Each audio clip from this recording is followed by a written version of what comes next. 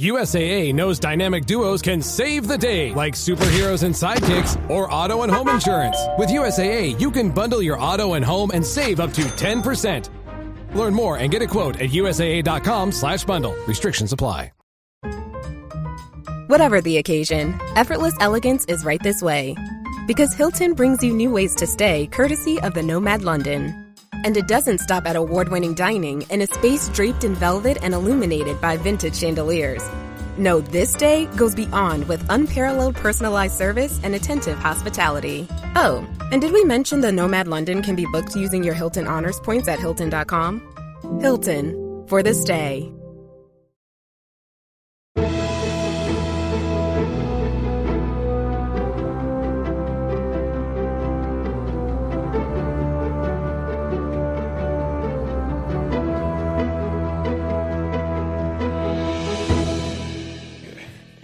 Hello and welcome to Season 2, Episode 3 of the 10th Divine Podcast. This show connects fans and players of the Elder Scrolls games to the community at large. I'm your host, Crown ESO, and today I'm here with WheatFarmGirl as my amazing guest. How are you doing this week? I'm doing great. Thank you so much for asking. We've managed to avoid all the hail and tornadoes in my area, but not by much. But we came out the other side okay. How about you? No severe weather like that where I live, but it has been the lovely yo-yo weather. Is there anything in the Elder Scrolls games that you've gotten up to recently? Any achievements you want to brag about? Oh, I finally finished the Master Angler, the fishing achievement. That took me forever and ever and ever and ever, and I finished that probably the most recently. I've got a couple of vet dungeons done. Haven't managed hard mode yet, but working my way now through vet content. That's How about awesome. you? What have you been up to? Trying to get the golden pursuits done to get the new house. But not just for myself, also for my daughter. And then she got herself in trouble and she's lost her screen time privileges until further notice. That happens. So now it's been like, well, I don't really want to just work on mine. So it's kind of, but we only have a few days left. So like, I'm going to have to buckle down here. I have a couple things yet. Yeah, I have a couple things yet. But if I just sat down and did things, it would be okay. Yeah, there you go. But IRL, I get it. So, should I call you Wheat, Farm, or Girl? Yes. What's the shorthand? All my friends call me Wheat. Wheat. All right, Wheat. We've only just come to know each other through our mutual friend of Icy, who was on the show a couple episodes ago talking about housing in ESO. Yep, I saw that podcast. It was excellent. Awesome. Thank you. Appreciate it. And so Icy name dropped you as someone who does console housing. And so I'm going to pick your brain a little bit about that and shine a light on some of your works. But first, how did you get into the Elder Scrolls in general and ESO? Long story short, I started with Skyrim and absolutely fell in love with the game. With my son was younger back then, a little boy. And then when I was working at the high school library, a bunch of my students that were in book club, I had 42 kids in book club, and a bunch of the guys played ESO. And they said, oh, you got to try it. It's so much fun. If you like Skyrim, you're going to love ESO. And they talked to me about it. They were all so excited about it. So I thought, okay, I'll give it a try. And I bought it, started it up, and I was like, I'm not sure this is for me. And then I'd ask a question, like in the open chat, and people were so rude. Oh. I thought, this is not for me at all, and I quit playing. Then I went back to it 3 years later. I actually started playing that after the Elsewhere DLC dropped. Okay. Yep. So that was my first DLC, and I met some wonderful people that answered questions and didn't call me noob and all of that, and I got hooked. That's awesome. I recently just saw a post where It was a meme of some sort, and the character's like, "Noob just means new player, not bad player. Stop mutating this word into other things." I like that. Yeah. I like that. Yeah, no, Skyrim, I had like 1,200, 1,400 hours into Skyrim. I absolutely loved that. Nice. Then I went back and played Oblivion after that. Okay, so out of all the games, Skyrim, Oblivion, ESO? Did you touch any of the older ones? I tried Morrowind on an old laptop. Yeah, no. I was just listening to Lotus of Doom on one of his podcasts, and he was just talking about Morrowind again, and how that's still my favorite game, even though you can't hit anything.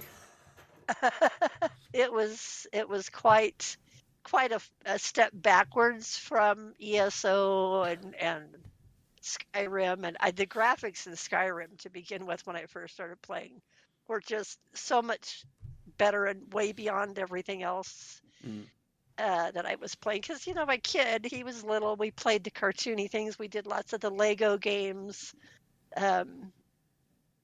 Sly Cooper, those kinds of things. And then we had the Wii, so we do the bowling and tennis and baseball and all of that kind of stuff. And it's a great way to spend time with your kids doing things like that, I think. My kids and I have been recently doing like Mario Kart and stuff like that. Oh, nice. Nice. Have you looked at or thought about looking at the Oblivion remake at all? Oh, I already got it downloaded. I've been messing with it a little bit every day. I only get a couple hours a day to play, so I'm not very far into it. And they've left some of the old glitches, some of the old Easter eggs, which is kind of nice. Yeah, it's been entertaining listening to everybody else. I unfortunately have yet to find the time for it. Yeah, it's hard to carve out time when IRL gets in the way, for sure. As I often tell people, it's my own fault. I have an army of children, so the more of those you have, people, the less time you have for yourself. Absolutely. So, at what point in your ESO journey, after you came back to the game there, did you start finding yourself in Icy's community? Well, I had noticed some of the houses that my friends and guildmates had built, and I was really interested. So, at work, I have a lot of downtime at my job. So I started just flipping through YouTube, and I ran across one of Icy's YouTube videos on housing, and I was like, wow, she's really great. So then one of my former students, I ran into him, and he says, oh, you got to check out Twitch.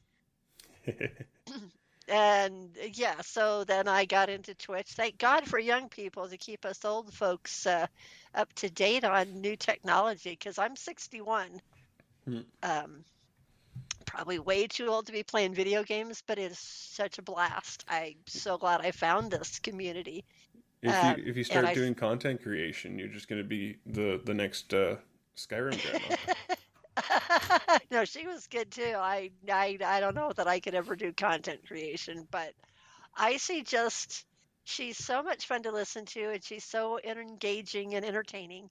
I've tried watching a few others, and there's a couple others I like, but she's definitely my go-to. And her stream times work really well for my real life schedule too. So I finally got brave and typed in chat, and awesome. I've been following her for almost 3 years. Nice. And I've learned so much from watching her run the things on PC that we don't have access to in console. And everybody's on Xbox or PC. There's very few of us on PS. And I'm on a PS5. It's funny that you say that, because almost everyone in my community is PlayStation, even though I'm on Xbox. Is that crazy? Yeah, it's funny. I did already get a glance because you sent me this lovely screenshot. I have your character in their bear mount beside me on my recording. So I also saw that you have a list of alts. So you're a bit of an altaholic, but not a full-blown one. You just got a couple there, so. Oh, no, I've got 20 characters. I have 20 tunes. You have 20 characters. Whew. Yeah. And I do daily crafting writs. I try to do it at least 16 characters every day, but it doesn't always happen. Nice. I have like 5? I think I have 5 characters. And that's good. I have 5 of my own characters, I should say.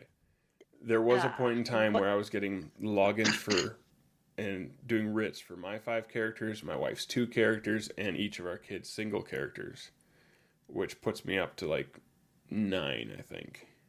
And that was a lot. Well, that's a lot of work to do, and it does take a lot of time to try to grind the daily crafting writs on that many.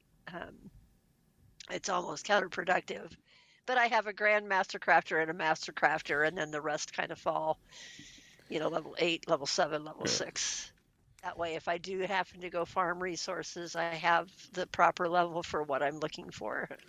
I was just going to say that, actually, the last time they did a full skill reset, I didn't put points into a bunch of my crafting in certain characters for that exact reason, so that they could get the lower level resources collected for me. Yep, that's important, especially if you're a housing master where you need some specific resources. You kind of have to pick and choose what you do, because I refuse to pay for something I can go farm. Nice. I can get behind that. Things feel better when you put the work in for them too. Exactly, you appreciate it more. So definitely. I just spoke called Elsewhere Eldersware. Not quite right. So is Elsewhere your favorite chapter because it brought you back into the game, or is there a different chapter or DLC release that's your favorite? I really did like Elsewhere because of the dragons mostly, and the storyline I thought was really good. And yes, it's always going to be near and dear to my heart because that's when I came back in. I really hated that I missed Somerset and Vardenville. But of course I've gone back to play them, but it's not the same as a new drop. I have to say I really enjoyed the Westweald. The Athelia storyline was really good.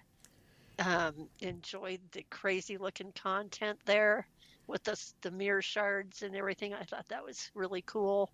Yeah, I haven't dug into it myself. Elsewhere is probably my favorite. Although I hate terror birds. They come running up behind you and run you over without you even knowing they're there. But other than that, it's pretty cool. I haven't spent much time with the terror birds, but I do know that my wife to this day is extremely bothered by the way clan fears pounce on you. Oh, I can get behind that. And like some characters in the games can be a little mean to you.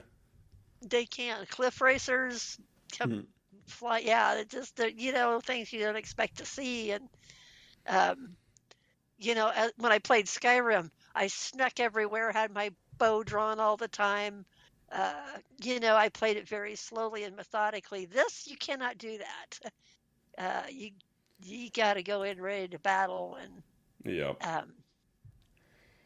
I also had to adjust my playstyle. Yes, absolutely. It was a whole new world. It wasn't anything like I thought it would be. That's why I started as a Dragon Knight Redguard. Yeah, it didn't pan out so well, so that's why I made a second character, and then it just kind of snowballed from there because I really liked the Mag character or the Stam character in ESO. Awesome. So now I have a Stam and a Mag in almost everything, at least one of each. That's impressive. Which class and preference have you felt yourself drawn to? Like, are your Magicka characters your favorites, or does it change depending on the class? It depends on content, actually. What I'm running. I really, really enjoy playing a Necro. Nice. Mag Necro. Mag Crow. Especially, yeah, for definitely for trials and dungeons. That multi-res thing is perfect for trial content. Just to help out the healers and things. Mine, of course, I can't stay current with the meta builds. I struggle to get the vet dungeons done to get the newest and latest and greatest armor, and that's a struggle for me. I don't hit like a tank. I don't have the stats, but it's okay. I try. In this game, tanks don't hit; they just take damage. I guess that's a fair point. I just don't have the time to dedicate, and because I work evenings when most of my guilds are doing their trial runs or dungeon runs, I don't get to participate because I'm at work. I find being in the mountain time zone is like the worst. Yeah. Like, everybody's on the East Coast. Cool. So you guys are going to start doing your stuff like right as I'm putting my kids to bed or just as I'm finishing supper because it's 9 o'clock already. Yeah. Yeah, it's crazy. Yeah, it's funny, of all the people I've met through the years, and I've played with people from all over the world, I find very few from my own time zone. Yeah. You made the comment about how Icy's stream times work out well for you. And right. It also worked out well for when we recorded her episode because it was like the middle of the day. She just finished having lunch and we could record, and I put my kids to bed and it was like the perfect timing. My kids are in bed and I can sit down and do this recording. Yeah. And I'm like, this is great. It really is. It's a weird time zone. A lot of my friends and fellow guildies are from the West Coast, so versus the East Coast. So yeah, the time change is a issue, but you try to work around it, and weekends are dedicated to catching up on. Lotus always jokes the hardest part of running a trial is doing the scheduling. Yes. He's not wrong. Not wrong. What got you into housing? Was it just from seeing the YouTube videos, or were you kind of into housing in other games and stuff? I really enjoyed the housing that you could build your houses, although there wasn't a lot of selection in Skyrim kind of thing. I thought that was really a cool feature. And then my kid got into Sims and the house building in Sims. But yeah, then, I don't know, watching Icy and the crazy cool stuff that she does, she is an amazing builder, and then listening to her, she talks about totes and some of these other fantastic builders. So I started watching more YouTube videos, and yeah, I got to try this. I might not be able to do it, but I got to try it. I mean, when I started, I got the Lunar Champion for free, and I walked in and cried because it was so ugly. And all I could make was like the Khajiit cushion and the fire pit, and that's it. I've been playing humble like beginnings. Yeah, and one of my friends, he was into housing at that time. He decorated the whole place for me. That's awesome. And we've been playing together almost 5 years, and he's just my best friend in the world, and he was amazing. He made it look pretty, and I'm like, oh, this is great. So then I really pushed to become a master crafter. Yeah. And I got to be a master crafter in about 10 months, just 11 months, maybe just under a year. Nice. I've like picked away at it over the years, but so as we hit the middle of the show, guys, it's that time of the episode where I get to talk to you about the fact that we're part of the Robots Radio Rocket Club. You can find our show and lots of other great shows of all sorts of video gaming and really creative ones too. There's like the Chad podcast radio show of Fallout. You have the recently joined the network is actually the 40K Lorecast. You can go over to robotsradio.net and check out their directory. And if you're looking for more MMO-focused podcasts, you can find ones like Realm Maintenance and Podcast Reborn over with our friends at bonusroll.gg. And I realized last show, while recording and editing with Avron, that I haven't actually talked about Extra Life, even though that was one of the motivators behind me taking on the show. So, Extra Life, if you don't know what it is, I came on the show and spoke on episode 11 of season 1 about Extra Life and my involvement in it. I'm still doing Extra Life. It is part of the Children's Miracle Network hospitals, charities, and it supports any one of 170 hospitals across North America.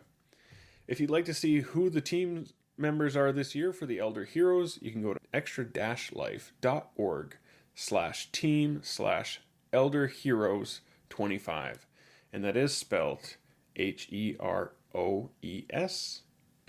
We have 4 teammates registered so far this year. We've raised $375 for different hospitals. And we actually have a hopeful goal of hitting a lifetime total as a team of $50,000 this year, as that would bring us to $50K in 5 years as a team. So that's kind of my little ooh, and try and hype people up in our Discord for that. I'll have links to our Discord if you guys want to come check out and see what kind of things we're doing for charity in the show notes. And if you would like to check out my personal page, if you can get through it through the team page, or you can go to the same website /participant/crown SO25. My wife, she's not a min-maxer, but she's a completionist. So she gets stuck onto something, and then she runs that to the completion. Like when she got antiquities. Scrying? Yeah, oh, yep. Mm-hmm. Antiquities, she got that taken care of, and had it all maxed out and had all the cool power-ups and stuff. And I was like, oh, there's more to that. I guess I should spend some time on it. And then, then she was like, so I collected all this stuff for a house. And I was like, well, you have a house. Oh, I have a house? Because she has the Antiquities Gallery. Oh, right, because that was a free one. That was the free one for the release event, right? And she's like, right. Oh, okay. And then she just pile dumped everything in there originally. And then she started critiquing it a bit more. She's like, well, I don't really know where to start. So she had me start moving stuff around in her house. And we went full Bosmer. Every carcass and undead thing that she could find, that's on the exterior of the house. So it looks like she had some sort of, not quite a wild hunt, but she had a hunting party come in. They threw all the bodies on the tables and they were stripping them for meat. And then they just left the carcasses there. And, that was the extent that we had done at the point. And then she started picking away more and put it on the antiquities. And so she started building walls, built a toilet. Yep. And those are important. Set it up so that each of our kids had their own room and space in her house. Very cool. Yeah, including I want to say she actually even built a crib or found something that looked enough like a crib. Oh, nice. For before the youngest one was born. I love that. Love that. Yeah, so it's interesting to see what people can do. I know there is a bit of a struggle on console though, because it's not even with the addition of precision editing, it's still a little finicky at times. It can be, and things do have a tendency to move, especially when they're linked. Precision editing was a lifesaver. What a godsend that was. It made housing so much easier. I didn't know that they had added it. I discovered it accidentally while doing house editing and was like, oh, this is cool. It is very cool. And if you're a math geek like I am, it just, yeah. But you will also discover that there is no house that is truly square. Well, that's the same in reality. I've done residential construction. Your house isn't square. Your house isn't level. Your house isn't plumb. And you don't want to know what was in your house before the bathroom was installed. Fair enough. Fair enough. And Um, yeah, that's real life, folks. it is real life. So precision editing does have limitations because things aren't truly square to begin with. I finally learned to do perfect circles. Took Ooh. me a while to get that one down with the precision editing. And it's really easy now that I got the hang of it. And I had a guildmate show me a trick to that. When you start a new project, where do you begin? Well, I've always been drawn to the smaller properties. I like the little and cozy. Mm-hmm. And like the snug pod, for example, you walk in there and go, this is ugly. And I think I sent you some screenshots of the snug pod. Completely reskinned the whole thing, and that's where I learned to do precision editing. I had a friend show me Nice. how to use that, and then the math brain took over. Oh yeah. And you can match up your lines and Oh yes. I'm gonna make sure I share this with my friends over at the Snug Podcast because they have multiple Snug Pods that they host their show. They're on PlayStation. Oh, very cool. They're part of the Lore Seekers branch, and they've been on the show in the past. And they actually record their podcast in their Snug Pod over PlayStation chat.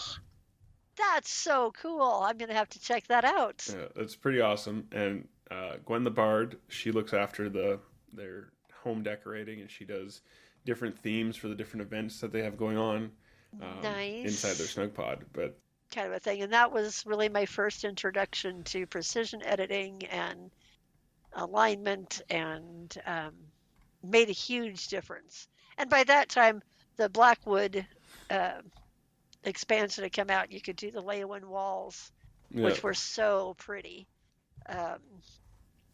And that's where I really got into that. I suggest for anybody just starting in housing, take a small property, reskin it. It doesn't have to be round. You can pick a square one and just reskin it to work on your precision editing, just to practice. It's a great way to really get the hang of it.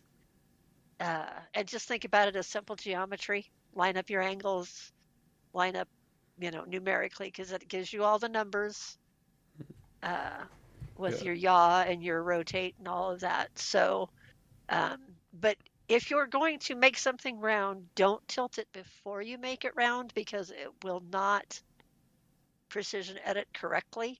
Leave everything standing upright or flat, and then tilt it after it's in place. So, what other little tips do you have besides that? That's an interesting one I wouldn't have considered. Because we don't have like the essential housing tools, we can't make, with the push of a button, we can't make spirals or things like that. But we can if you just use math. Yeah. Other tips and tricks: think outside the box. Look at things upside down, backwards, cattywampus. You'd be amazed what you can cobble. I'm not the best cobbler. I've got a guildmate that makes these amazing vehicles. He does like military craft. Oh, that's cool. B-52 bombers, F-15 fighter jets, Tomahawk helicopters. Then, of course, he's branched out into Star Wars and Star Trek, and they're just absolutely amazing cobbles with most of the clockwork things. That's fantastic. I remember years ago somebody had done in the cave that has the shipwreck in it. I think it's the house in Oridon. The something grotto. They took that one and then off of the shipwreck built a spaceship that's like docked to the top of the very ship. Cool. Yeah, and built all the clockwork parts and stuff, so it looks like somebody was docking with the shipwreck. That's very, very cool. It's amazing. You can tell whether a person is super artistic or super critical thinking type skills based on their builds. Like a friend of mine, Genova, who has his own YouTube channel and shares a lot of his builds, is super creative. But he takes his ideas off Pinterest, or he'll Google search images for something that they're looking for. Him and his wife both house, and they'll browse images of what they have in mind, and then he can recreate that using ESO pieces. It's crazy good. That's awesome. It is. I can't do that. Genova Seth is the one who did the video of your movie theater that you sent me, right? Yes, he is. How did you make the paper towel dispensers? Those are just clockwork, what do you call them, coffers? Okay. That was one of the, like, there's a few things that stood out to me of the things you did, but that was one thing was like, that actually looks like paper towel dispensers on the wall of this bathroom. That is awesome. It does. And, another guildie had used that idea with the halalu towels, because they're white, coming out the bottom. Nice. She had done the same kind of thing. And, people get, oh, you stole that idea from me, or, can I steal that from you? Well, we have a limited number of resources where, yes, we're all going to have similar ideas. Yeah. That's there's awesome. Only there's only sharing. Speaking of sharing, I will be linking that video into the show notes for today's episode for anybody who wants to go check out this movie theater. It looks really cool. You. I like where you place your different house guests and stuff to really kind of bring it alive. That gave me a good chuckle. I appreciated Steven's working behind the bar. Yeah, and he needed something to do. Yeah, he seems like he'd be the oddly old guy behind the counter at a movie theater.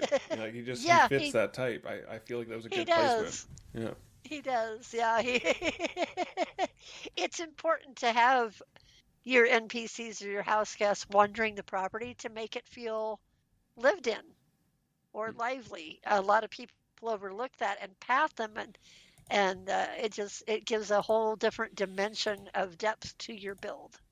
Where I do mostly traditional builds versus somebody like Icy who does these crazy cool things.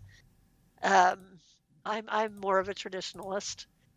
I try to stick to lore specific, but the NPCs make a huge difference in bringing your build to life. So, of all the houses that you've done, which one has been your favorite so far? Oh, I guess probably my snug pod, because that was the first one I really did well. I mean, I've tried other things and expanded and tried new techniques, and I always go back to that one. And I've tweaked it and redid some things as I've gotten better. I can still go back in and precision edit better, or make adjustments that would make it look even better. Because it's the fine details that make the difference. Yeah. But the snug pod's always going to be near and dear, just because that was my first presentable build that I did by myself. That's awesome. Kind of thing. Is there a particular furnishing that you find you use all the time? Like it's secretly your favorite, or you just know it's your favorite because like I have to have it in every house? And this is going to sound so stupid, but the chronometer. That's awesome. That makes sense. That makes perfect sense. And to get light streaming through the windows at a certain angle, sunrise, sunset are the best times to get light streaming through certain windows. Big feeling make a huge difference. I mean, furnishings, I'm more traditional and try to match everything, when sometimes that's not possible. Mm-hmm. But I've seen lots of really good builds where they mix and match different styles. So I don't have a favorite there, because I try to stick with whichever style I pick for the house, depending on the color. It's usually because of the color. Oh, yeah. If I want to create warm and cozy, I use darker wood. If I want to create more lively and vibrant, I use a lighter or reddish wood. Kind of a thing, if that makes sense. Yeah, for sure. With update 46, just quite literally around the corner, just not even a month away now. I'm so excited. APIs being released for the consoles. What add-ons are you hoping to see come to console first? And it doesn't have to be the housing ones. If there's something else you're like, ooh, I'm really excited for that too. I would be super excited to see like a damage counter or a damage calculator. Mm-hmm. especially with the new, I mean, yes, you can go hit on a dummy for, and kind of calculate it yourself, but wouldn't it be cool to have something that say, okay, if I mix this and this and do a completely crit build, what am I going to have to tweak to get my pen up to offset the crit build? What sets am I going to have to run and kind of do it that way? I think that would be super helpful. Yeah, for sure. Because I'm not good at memorizing all the sets and what they do. I don't even try. I just find something I like. Well, there you go. Last year's Extra Life stuff I did with Tales of Tamriel podcast. Promethean, one of their part-time hosts, was doing his portion. He was talking about tanking and what he runs, and I was like, dude, I just run the Livewire set, heavy set from Clockwork City, because then things hit me and get hurt. Well, good point. Good point. It's probably not the best set, but like I enjoy watching everything getting electrocuted. Oh, I read the Bad Tinkerers for a long time because it made me giggle. Just you got to play what you enjoy. For but sure. To do trials and things like that, a lot of the elitists expect you to be able to hit a certain DPS number, and you got to be prepared for that if you're going to run prog. Got to have something set up just in case. The other thing, I'm super excited about the furniture vault. That is going to be amazing. The other add-on that I really think would be super helpful to console players is I know Icy uses one of the inventory categorization. You can see what house it's in and how many you have. I think that I don't understand how that isn't base game, and like that should be base game. I shouldn't have to go from house to house to house to go seeing what I have in every house. Yes, I think that would be so obvious to me. I didn't even realize it was an option until Icy was actually mentioning it when I was talking to her, and I was like, "Oh my goodness, why isn't that base game? That should be base game." Yeah, because I don't think Zoss realized how big the housing community would become and how popular it would get. That's fair. Because technically, this is a fighting game. This is all about PvP and story content and fighting monsters. Housing was kind of a side hustle. Yeah, and I like how it's always like it's the least MMO on the market, but also probably the most profitable. Well, and I think housing has a lot to do with that because we spend lots of money to get the stuff we want as housers. Because, you got to have the newest and latest and greatest statue. And, most of those are crowns. And, my entire entertainment budget goes to ESO for housing. All right, it is time for the funsies questions. Oh, boy. Which faction do you call home in ESO? 80. For the queen. The previous hosts would approve. My first character was a Red Guard because that's what I'd played in Skyrim, and I was Daggerfall, and then everybody I met was 80. So I eventually switched to 80.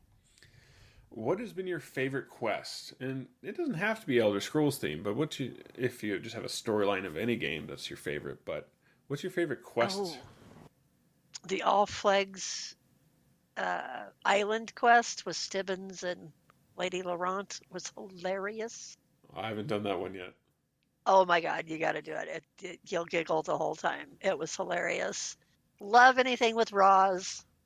But I'm also a big Assassin's Creed fan. I've played all the Assassin's Creed games. Good games. The Ezio storyline is just epic. He really is the main character. He gets 3 of his own games. Yeah, he's the GOAT, man. If you could bring a race or a creature from Nirn and put it on Earth, what would that be? Probably have to go with Elfique, the little talking cats. Those are just too much fun. It makes sense. It'd be pretty cool if we had talking kitty cats for sure. Just something unique. I mean, there's so many to choose from, but the talking kitty cats would be cute.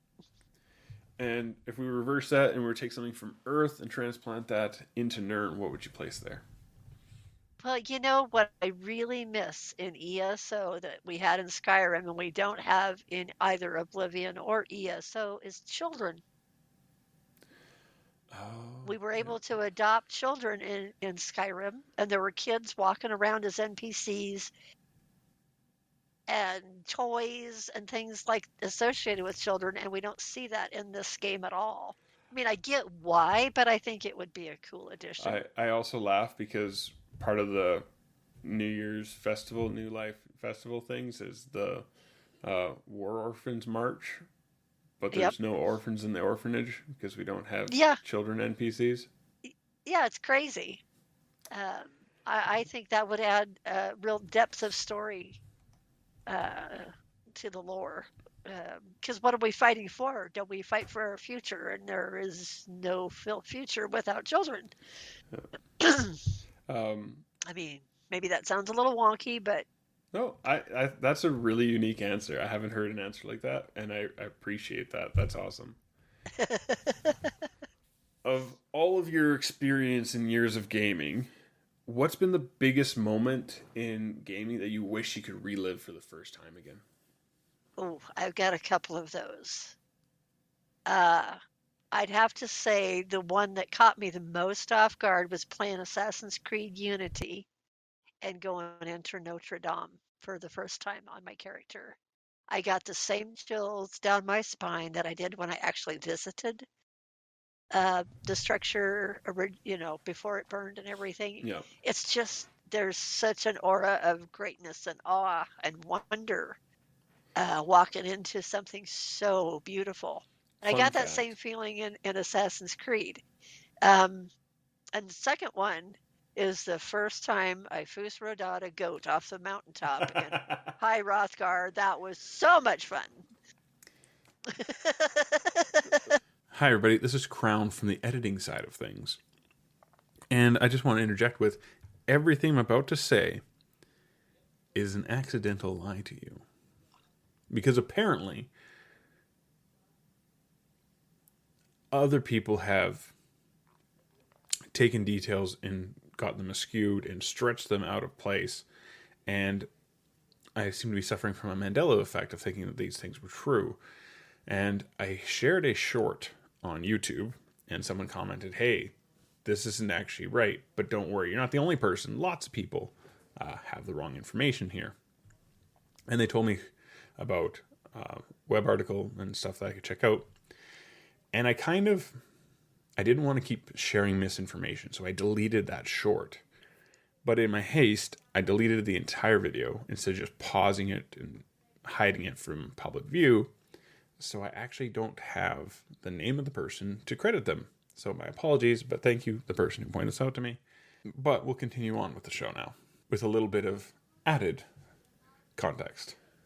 Fun fact about the Notre Dame thing, which I'm sure most people are aware of if they're heavy into the games, is they actually 3D scanned the entire church. Turns out, no, that is not true at all. No, they didn't do any scans. Those scans have been done on Notre Dame. It was not done by Ubisoft. And put an exact replica in the game. So, well, it showed. It was beautifully done. When it burnt down, they did not put an exact replica. In fact, certain things within Notre Dame apparently are copyrighted. So they had to create their own version of these things. Ubisoft gave all those files to Paris and the restoration project. So the reconstruction is actually based off of the Assassin's Creed scanning, because it was the only modern way to put my foot in my own mouth here. But no, apparently not at all. Ubisoft did donate financially to the project, but they actually built their version of Notre Dame in the game off of images and Google searches. Actually, the person primarily credited with its creation says that Google was her friend for quite some time. I will link in the video description, the episode description, actual like investigative journalism video thing that I got shown and tracked down. So you guys can go check this out. But I'm not the only person to have this misconception, which is kind of where I was like, well, it's kind of like a Mandela effect. But I kind of feel really dumb for just holding on to this lie since 2019. Documentation or blueprint for them to try and rebuild Notre Dame from. That's amazing. Go Ubisoft, to my new heroes. That's wonderful. I did not know that. Thank you for sharing that. I did let Wheat know that I apparently was wrong and shared the video with her as well. Yeah, so that's been the backbone of the rebuilding project, which I guess it's actually officially reopened now. But yes, but it just... And that is true. Notre Dame is open again 7 days a week, apparently, and has varying hours. You can Google that. So my apologies for not being more aware of the actual situation, but I'm glad the person brought it up to me and that I'm able to now correct that. On with the show. I don't know. That building just invokes something deep and spiritual when you walk in. You can't help it. I also had the pleasure of being there beforehand, and it was good. Yeah, so you know what I'm talking about. Yeah, you just kind of stand with your mouth open. Yeah, but not too open because the street performers might try and put something in it. Fair enough. Yeah. What's your favorite time of year? Winter. Really? Why is winter your favorite time of year? Really? Winter is... I should think I might know. Because that's the only break as a farmer I get.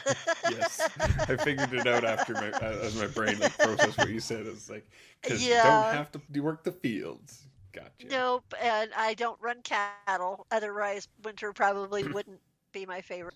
But winter is just beautiful and soft and quiet. And I love it when I get snowed in and don't have to go to work or can't get to work. And it's just, I don't know. It's a thing. That's fair. What's your favorite location in any game you've played? Well, I'd have to go with Assassin's Creed. And I would say I really absolutely loved Unity's locations in Paris and France and the surrounding countryside. Because I'm French ancestry, so it was really fascinating to see that. And of course, Italy. Come on, it's hard to beat Italy. From the Ezio trilogy. What has been your least favorite gaming experience? The toxicity in chat. Avron last episode was also like people. Yeah. Well, an MMO is intimidating to somebody that's mostly done solo play. Oh, for sure. And the toxicity in chat, just, it's kind of over the top. Yeah. But then when I started PvPing, I realized, that's nothing compared to PvP. That's a whole nother world unto itself kind of thing. And it's part of the game. I realize it as part of an MMO. I just don't necessarily love that part of it. As far as it's just it ruins it for other people when people get stupid. Yeah, and some people get too bound up and have some unnecessary emotional responses. It is still just a game, guys. It is. We're supposed to be here for fun. It's not life or death. Kind of reminiscent of like really angry soccer moms. Yes, and there's yes, it's just people lose their tempers over nothing. It's just a game. It's supposed to be fun and entertaining, and we need to keep it that way for sure. So, Wheat, I want to say thank you so much for joining us today and sharing your perspective as a console player on housing and stuff, and just putting yourself out there into the greater community at large. Is there? Well, thank you. Is there somewhere else, or is Icy's Discord the main way for people to track you down? Probably Icy's Discord is probably the easiest way to track me down, because I don't do any content. Never even thought about it. I love building, but I am probably one of the worst builders in my guild. My main guild is full of extraordinary builders. I look like an absolute noob compared to them, so I don't do any of my own content. But you're a noob that's been on a podcast, so you can fluff up your chest a little bit. I certainly want to shout out to Icy for putting my name out there. I really appreciate her. She's really encouraging and has definitely pushed me to test the boundaries of what I thought I was capable of. That's awesome. She's amazing, and yeah, I guess Icy's Discord would probably be the best way to track me down, or on a PS North America server. I've got a few houses on the house tours. The house tour thing is really cool too, by the way. That's been fun. Yep. It has been a lot of fun, and it's a great way to get inspiration. Just don't steal it verbatim, kind of thing. Take the idea and make it your own. Thanks, everybody, for tuning into the show. If you've enjoyed it, please let other people know. Share it. Give it a review wherever it is that you're listening to the show, or if you're watching it on YouTube. Rating and reviewing the show is what will help other people find it, and especially since the show existed, took a big hiatus, and has come back, it's even more important, I feel, that people know that the show is active again. You can also give us a review over at the Bonus Roll directory from bonusroll.gg/directory to go find it. And if you'd like to get in touch with the show, you can find us on Blue Sky, Instagram, Threads, and on YouTube with @10th Divine Podcast. You can email the show at 10thdivine.podcast@gmail.com. And you can find me, myself, at Crown ESO, ESS0, in all of those places, as well as on Twitch. And if you'd like to support the show, you can go to ko-fi.com/thepiercefamily, PEARCE. We'll be back in another fortnight with a lovely chat about Elder Scrolls. Tot scenes. All right, here we go. New Phineas and Ferb is here. We're back, baby. For 104 more days. I know what we're going to do today. Of summer vacation. I am ready for summer shenanigans. Let's do it. Oh, yeah. All right. We're going to bust Phineas and Ferb once and for all. Are we going to do this again? New inventions, shenanigans, innators, adventures, and songs. Brand new summer vacation. New Phineas and Ferb starts June 5th on Disney Channel and next day on Disney Plus. On DisneyPlus.Disney.com.